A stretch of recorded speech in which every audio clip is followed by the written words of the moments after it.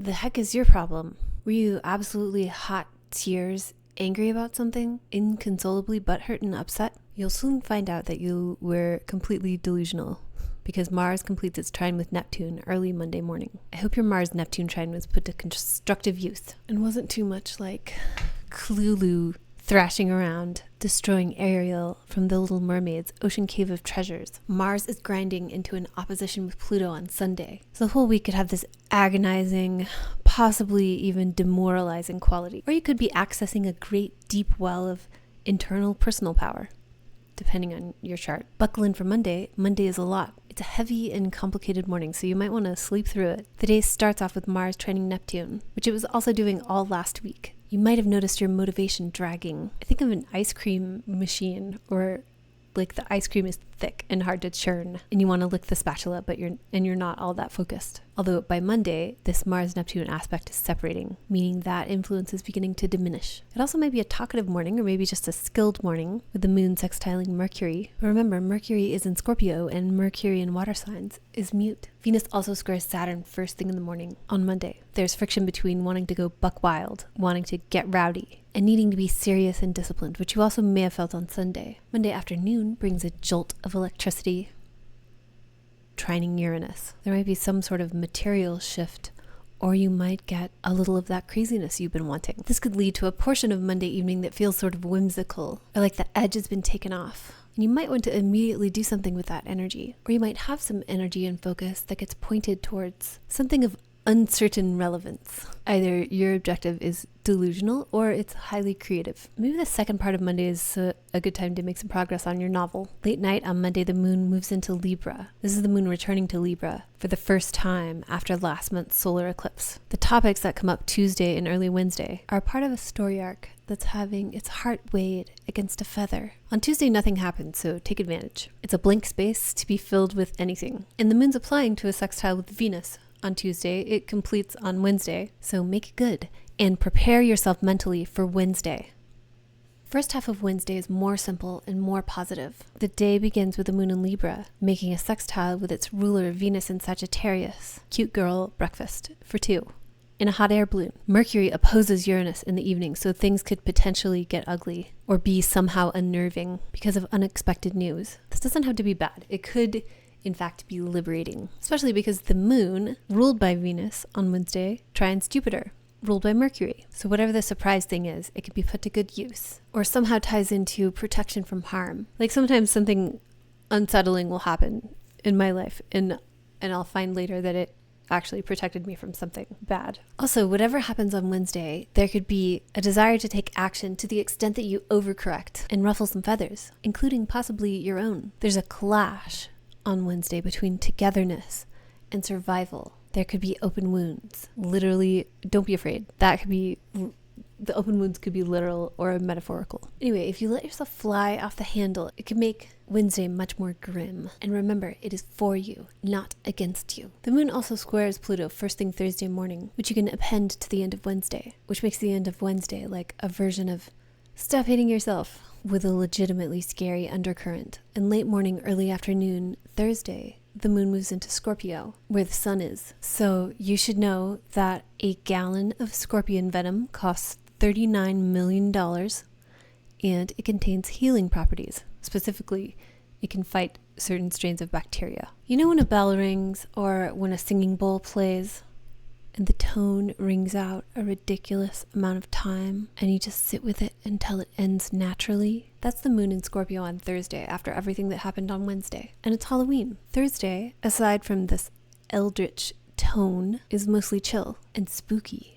The dark moon is waning. The veil is thin. Mercury in Scorpio trines Neptune in Pisces Thursday evening. So that sounds like weird, creepy, whimsical, somber, chill, dark moon Halloween. This would be a good night to make your ancestral practice less half-assed and cursory, or set up a half-assed and cursory ancestral observance instead of nothing. Haunt your own house. Don't actually do that unless you know what you're doing, because it will be really hard to get it unhaunted. Anyway, this dark moon trines Saturn, so it could get a bit gloomy. The last full moon in Scorpio, this is the dark moon. The last full moon in Scorpio was April 23rd, 2024. So we've used up all the energy from this past cycle of Scorpio full moons. And we're about to start a new wave in the Scorpio area of your life. The next full moon in Scorpio is May 12th, 2025. The dark moon in Scorpio before that was November 13th, 2023. So think about what was like at the beginning of something in the Scorpio part of your chart in November of 2023 that reached kind of a crescendo near the end of April 2024. Friday extends Thursday. So Thursday night was the actual dark moon, and it goes exact early Friday morning. And the moon trines Saturn in the afternoon, and it's Dia de los Muertos. So print out a picture of your departed relatives, because that's the least you could do. And put it in a little frame with a dish of water and some flowers. Maybe a piece of food that they liked, but don't eat that later. Put it in nature or in the trash. That's fine too. Friday is great for quiet observance. Also for figuring things out or some kind of knowledge work that requires creativity or getting your hands dirty. Mercury in Scorpio trines its ruler, Mars in Cancer, so work on your novel again. Actually write some scenes instead of just planning. Probably a better use of this energy instead of getting into an argument, although if you do, it's for you, not against you. Have you ever done the thing where you wake up early spontaneously and get a whole lot of work done before anyone else wakes up? May the gods smile upon you on Saturday and grant you an early rise to experience the gift of a deep well of intellectual stamina. Really squeeze the last drop out of this because Mercury enters its sign of detriment, Sagittarius, on Saturday afternoon. Mercury will eventually station retrograde in Sagittarius, so things are now going to get more scattered and haphazard feeling, although maybe also kind of exciting and less serious. The second half of Saturday is busy. The moon opposes Uranus, trines Neptune, trines Mars, and sextiles Pluto. So it's a slightly different echo of events from Monday, approached from a more mysterious and unsettling angle. So there's a surprise followed by a period of wanting to take action, but Jesus has taken the wheel and then hands the wheel to the demiurge before you step into that scene from The Wizard of Oz where everything changes to Technicolor and you're in Munchkin land because the moon enters Sagittarius later Saturday night. It lifts some of the creepiness from the past couple days, and the moon immediately conjoins Mercury, so it could be a talkative evening if you stay up late. Or maybe if you're trying to sleep, there's some random beeps or conversation that's keeping you up. Mars opposes Pluto in the middle of the night between Saturday and Sunday. And then shortly after, Venus opposes Jupiter.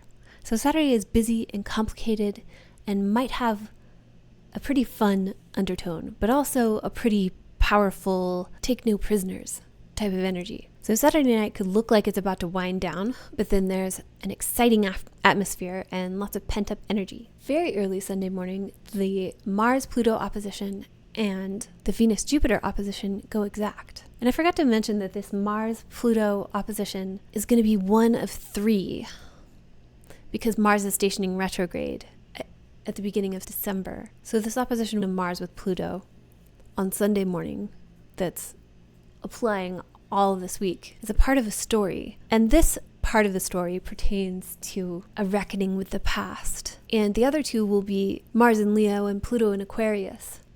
So we're forging ahead into the future and starting new trouble. Speaking of which, Sunday night, Mars enters Leo. Mars will dip back out of Leo in January, but Leo is the sign where Mars will station retrograde. So Mars is slowing down. We're getting a taste of something that we're going to come back to again in the spring. And the tone of all day Saturday is also kind of somber and maybe characterized by a heaviness. Moon in Sagittarius is squaring Saturn in Pisces all day long. It goes exact late at night, Sunday night. Remember, your Wi-Fi is a camera that can see through walls.